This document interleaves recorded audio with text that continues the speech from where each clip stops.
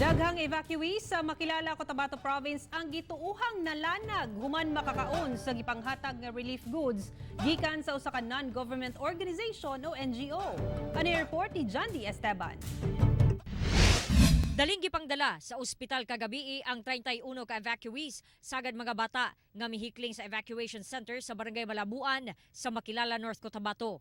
Ang mga biktima gituuhang nalanag nga pulos gipang kalibanga ug nagsuka-suka.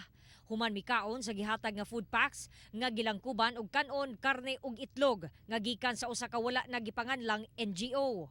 Based sa in-interview ko ng mga patients, binigyan sila ng patel 1 p.m.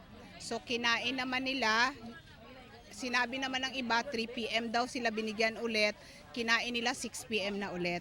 Ang statement po sa LGU Makilala, dili pud mi pwede nga magsisi sa naghatag kay katong naghatag with in good faith po yon, nagpapasalamat nga kami noon. Pero kung basihan naman natin, bakit iilan lang kung ano talaga yung pagkain. Tungod wala na'y nabilin nga pagkaon nga gidudahang gikalanag sa mga biktima, wala na nakakuha og sample aron ma-examine. Wala pa usab sila mihatag og resulta sa laboratory og stool exam sa mga biktima.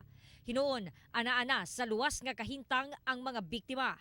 Tungod sa itabo, giban na sa LGU ang tanang ipanghatag nga hot meals ug food pack sa mga evacuees. Na lahat ng pagkain, kung pwede, yung ready to eat, hindi napapayagan. Or kung gustuhin man talaga nila na magbigay ng food, so doon na lang mismo sa evacuation center nila iluluto.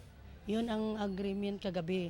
Magbigay na lang po siguro yung mga biscuits, rice, mga kagabi po nag-meeting kami after that incident po. So sa incident command post, napag-usapan namin na yung magbibigay ng patel, mga arroz caldo, ibabawal na po yan sa sa evacuation centers. Kauban si Mel Colmenares sa kamera. Ako si John D. Esteban para sa One Mindanao.